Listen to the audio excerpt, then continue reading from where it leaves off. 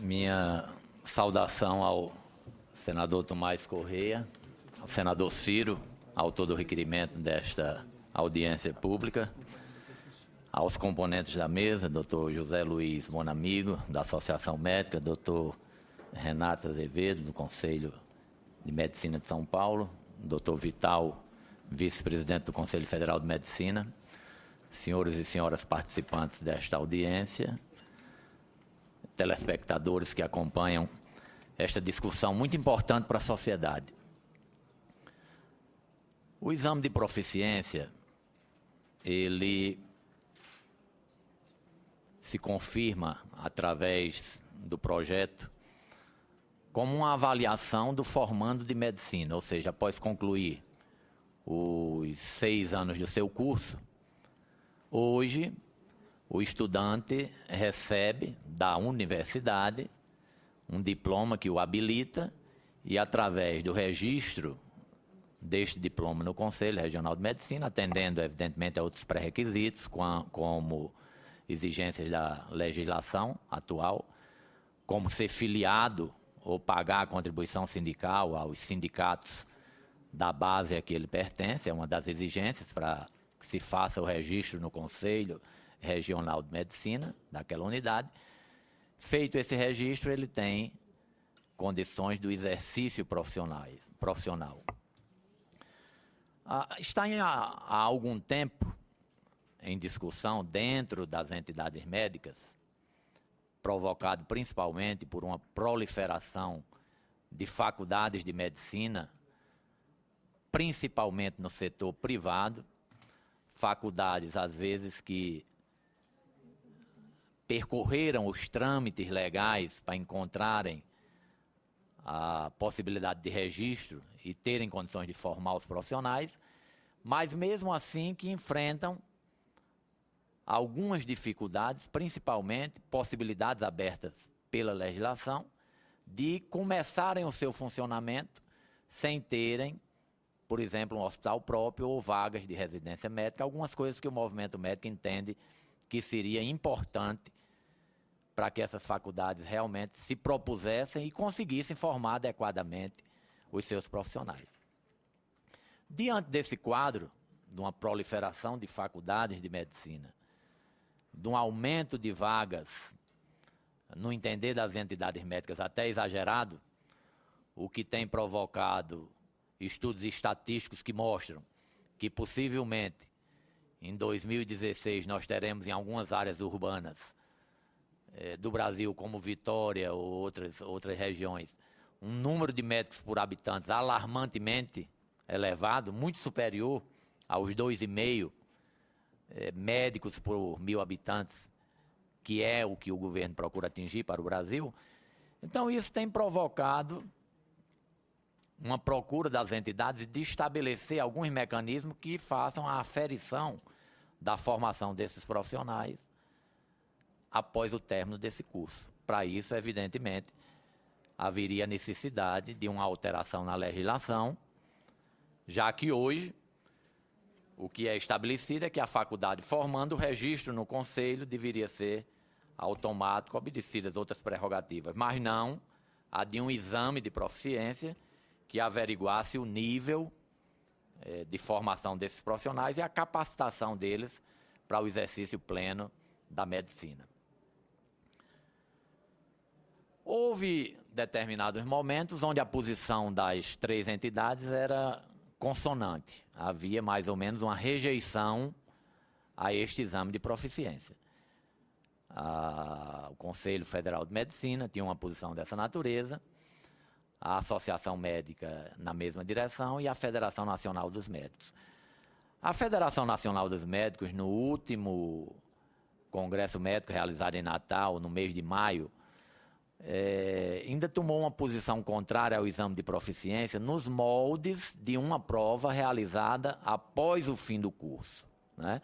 É claro que a posição é aberta a discussões, mas os encaminhamentos que parecem hoje ser mais consensuais dentro das entidades médicas e, mormente, na Federação Nacional dos Médicos, é de que esse exame deveria ser pautado a cada 2 anos, Porque o exemplo tomado normalmente para o exame de proficiência é o exame realizado pela OAB, Ordem dos Advogados Brasileiros, do Brasil, para exercer a profissão de advogado. Ou seja, se você faz o exame de ordem da OAB e você não atinge a pontuação que o qualifique para esse exercício, você, de qualquer forma, teria outras opções profissionais, quais sejam concursos públicos de várias naturezas, para delegado, para juiz, etc. Outros não poderiam exercer o seu papel como advogado.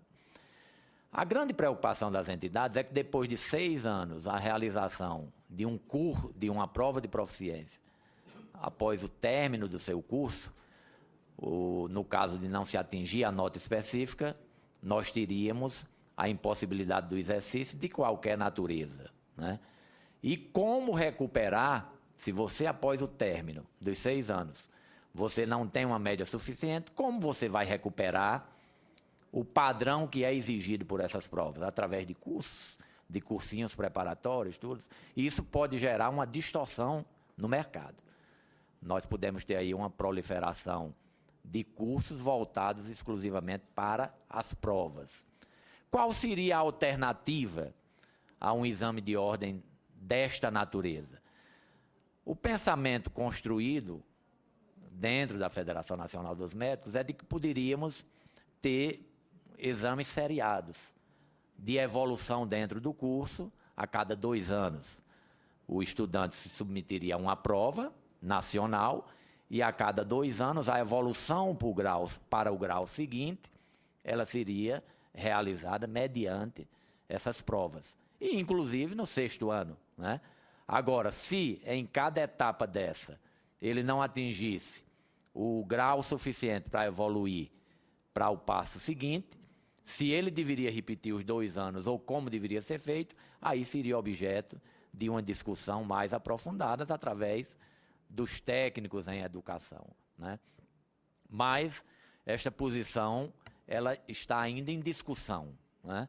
É um formato que parece que, além de defesa da Federação Nacional dos Médicos, ele encontra receptividade dentro das outras entidades médicas, o que será melhor proposto pelos expositores seguintes.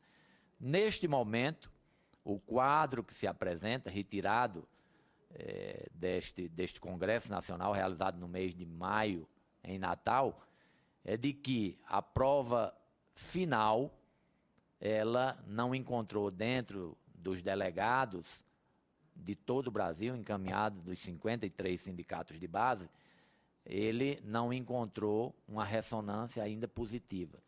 Há resistências e, por unanimidade, a posição retirada no Congresso ainda foi contrária ao exame de proficiência final nestes moldes propostos, achando que é preciso se encaminhar uma discussão mais aprofundada para que a gente possa evoluir para um exame seriado que seja aplicado ao longo do curso e que permita ao estudante um retorno no prazo desses 2 anos, por exemplo, para que ele possa percorrer esse degrau e fazer novamente as provas. O receio, repetindo, é que a prova, ao fim dos 6 anos, gere uma situação de distorção do mercado, onde, em vez de um treinamento ou retreinamento na faculdade, o estudante recorreria a cursinhos preparatórios, o que seria uma distorção para o exercício da medicina.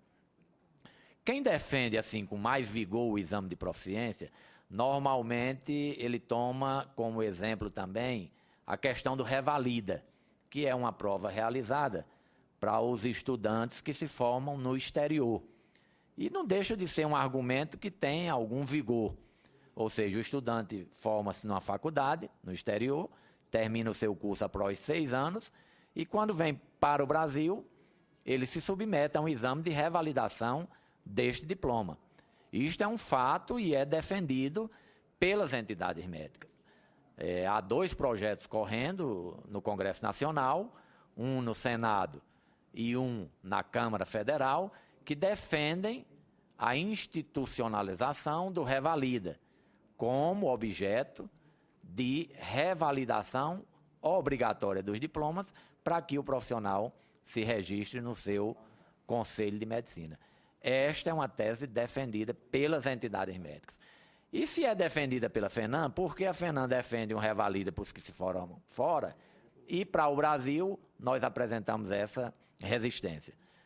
Porque as faculdades brasileiras, para serem abertas, evidentemente elas percorrem um trâmite jurídico e obedecem a uma fiscalização que vê a adequação dessa faculdade para ver se está capacitada para este exercício de formar os seus alunos, o que evidentemente não acontece nas faculdades do exterior. A legislação brasileira não abarca essas faculdades do exterior. Então, evidentemente, nós não podemos permitir a entrada no mercado brasileiro como uma questão de proteção à sociedade de formados no exterior sem uma averiguação se eles estão preparados consoante os currículos nacionais que prevêem a assistência à saúde da população brasileira. Então, as entidades médicas, e particularmente a FENAM, mantém o seu apoio completo ao Revalida e a prova de proficiência, né, no final do curso, ela, até o último congresso, a posição da Federação Nacional dos Médicos é contrária. Por enquanto, são essas considerações, senador Tomás. Posteriormente, poderemos voltar à abordagem se houver alguma dúvida sobre isso. Agradeço a possibilidade de participar deste evento.